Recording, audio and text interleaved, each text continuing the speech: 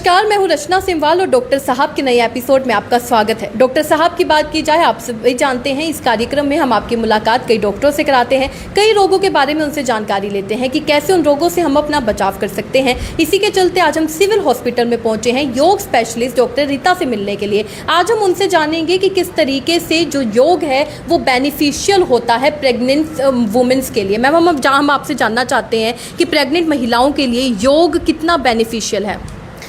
योग pregnant women के लिए बहुत बेनिफिशियल है, बिकॉज़ योग करने से एक तो नॉर्मल डिलीवरी के चांसेस बहुत बढ़ जाते हैं जी। जो एक्सटर्नल जो ब्लीडिंग होती है वुमेन्स को, वो काफ़ी हद तक कम होती है।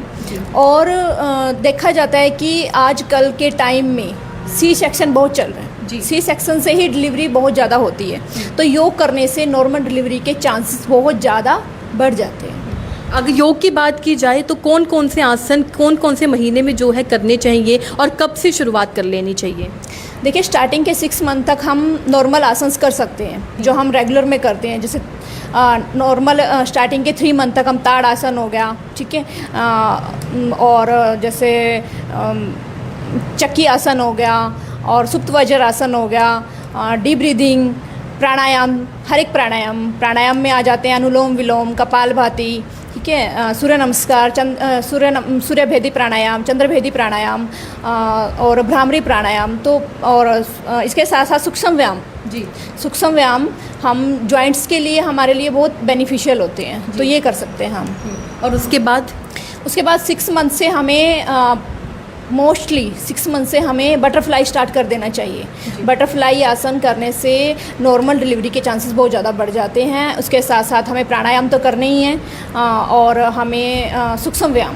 तो कितना टाइम करना चाहिए और किस टाइम करना चाहिए? मॉर्निंग में, सुबह अर्ली मॉर्निंग कीजिए आप खाना खाने से पहले, इवनिंग में कीजिए। और टाइमिंग ये रहती है कि 5 मिनट तक तो हमें करने ही चाहिए कंपलसरी जी। वहीं अब कुछ फैमिलीज़ की बात की जाए तो उन्हें डर लगता है, पुराने टाइम के अगर माता पिताओं की बात की जाए, सासों की बात कर ली जाए, तो उनके द्वारा ये कहा जाता है कि अगर आप इस तरीके से योगा करेंगे तो उनको मिसकैरेज का डर लगता है। क्या मिसकैरेज होने के चांसेस होते हैं योगा करने से? देखिए, एक मेंटेलिटी हो जाती है जी। हर एक इंसान की अपनी अपनी एक सोच होती है कि ऐसा करने से ऐसा हो जाएगा, ऐसा करने से ऐसा हो जाएगा। लेकिन योग के करने से, जैसे हम योग करवाते हैं, ठीक है, हमने खुद भी किया है, तो उससे मिसकैरेज का डर नहीं रहता। मिसकैरेज का कारण अलग होता है जी, ठीक है, योग से मिसकैरेज का डर नहीं होता। और ये एक भ्रामक है जो महिलाओं को अपने दिमाग से निकाल देना चाहिए कि योग से मिसकैरेज होता है। तो अगर हम सलाह, मतलब योगा इंस्ट्रक्टर की सलाह में, उसकी देख रेख में या उनसे पूछ के हम योग करते हैं तो ऐसा कुछ नहीं होता। वहीं कुछ फैमिलीज़ ऐसी होती हैं जब उनकी पहली बहू होती है, पहला बच्चा होने वाला होता है, वो ज़्यादा केयरफुल हो जाते हैं, इतना केयरफुल हो जाते हैं कि वो नहीं चाहते उनकी घर की जो बहू है वो कोई भी काम करे ताकि बच्चे को किसी भी तरह की परेशानी हो। तो आपको लगता है कि काम नहीं करने से जो दिक्कतें हैं वो कम होती हैं? नहीं, ऐसा कुछ नहीं है। इसका साइड इफ़ेक्ट ये होता है कि सी सेक्शन में चले जाते हैं। वो अक्सर देखा जाता है कि जो लेडीज़ काम नहीं करती, बेड रेस्ट जिनको दिया जाता है, ठीक है, हाँ, अगर डॉक्टर ने कंप्लीट बेड रेस्ट बोल दिया है वो एक अलग चीज़ है। लेकिन महिलाएं खुद से हमें मतलब खुद से ही हम बेड रेस्ट पे हैं, हम खुद से ही काम नहीं कर रही, नीचे नहीं बैठ रहे, पोछा नहीं लगा रहे, कोई एक्सरसाइज नहीं कर रहे, मूवमेंट नहीं कर रहे, अपने शरीर में मतलब किसी तरह की कोई भी एक्टिविटी नहीं कर रहे, तो उसका साइड इफ़ेक्ट होता है सी सेक्शन। वो सी सेक्शन की तरफ चले जाते हैं और फिर नॉर्मल डिलीवरी के चांसेस ख़त्म हो जाते हैं। घरेलू काम की बात आपने की है, तो घर में ऐसे कौन कौन से काम हैं जो करने चाहिए उन महिलाओं को जो प्रेग्नेंट हैं?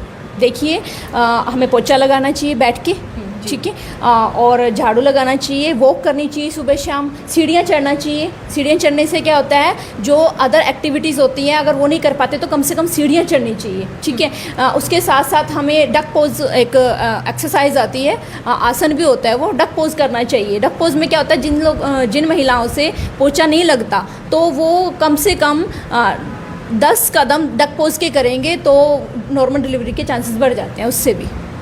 तो वहीं अगर बात की जाए तो डाइट में क्या कुछ लेना चाहिए? क्योंकि कई बार क्या होता है, महिलाओं को होता है कि हमें क्रेविंग्स हो रही है, हमें चॉकलेट खानी है और भी अलग अलग टाइप की जो है उन्हें क्रेविंग्स होती हैं, तो क्या उन्हें वो चीज़ें खानी चाहिए?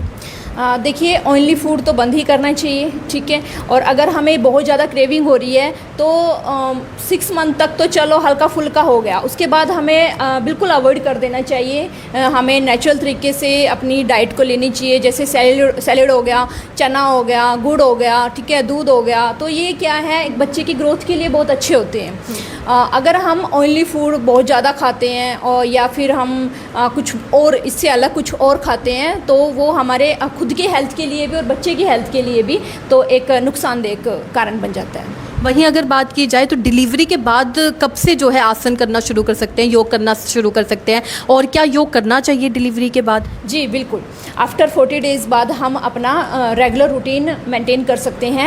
स्टार्टिंग में हम हल्की फुल्की वॉक कर सकते हैं।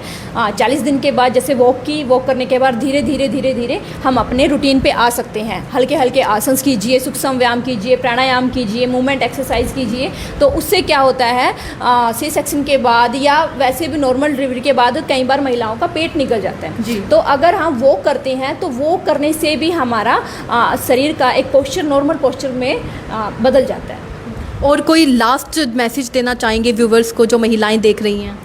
देखिए मैं तो यही कहना चाहूँगी एक योग स्पेशलिस्ट या योगा इंस्ट्रक्टर होने के नाते कि योग बहुत ही अच्छा है। योग करने से हमारी बहुत सी बीमारियां दूर होती हैं। रही बात डिलीवरी की, कि डिलीवरी तो नॉर्मल होती ही होती है, बहुत ज़्यादा चांसेस बढ़ जाते हैं योग करने से, ठीक है। और जिन महिलाओं की सोच बन गई है कि भाई योग करने से मिसकैरेज हो जाएगा, तो ऐसा कुछ नहीं होता।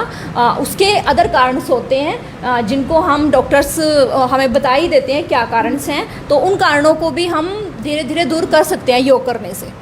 तो बिल्कुल आप देख सकते हैं किस तरीके से योग करने से जो नॉर्मल डिलीवरी के चांसेस हैं वो बढ़ जाते हैं। वहीं पर जिन लोगों की ये मिथ बना रखा है कि अगर आप योग करेंगे तो मिसकैरेज होने का जो चांसेस हैं वो बढ़ जाते हैं, ऐसा कुछ नहीं होता है। वो किसी और कारण की वजह से होता है। अगर आप योग करते हैं तो नॉर्मल डिलीवरी के चांस बढ़ते हैं। अगर आप अपनी बॉडी में मूवमेंट रखते हैं तो उससे आप ही को फ़ायदा होने वाला है। तो आप ये सेशन आपको कैसा लगा कमेंट में लिखकर ज़रूर बताइएगा। इसी तरीके से देश और दुनिया से जुड़ी हर छोटी सी बड़ी अपडेट के लिए FBN यानी फ्रंटलाइन ब्रेकिंग न्यूज़ के साथ बने रहिएगा। धन्यवाद।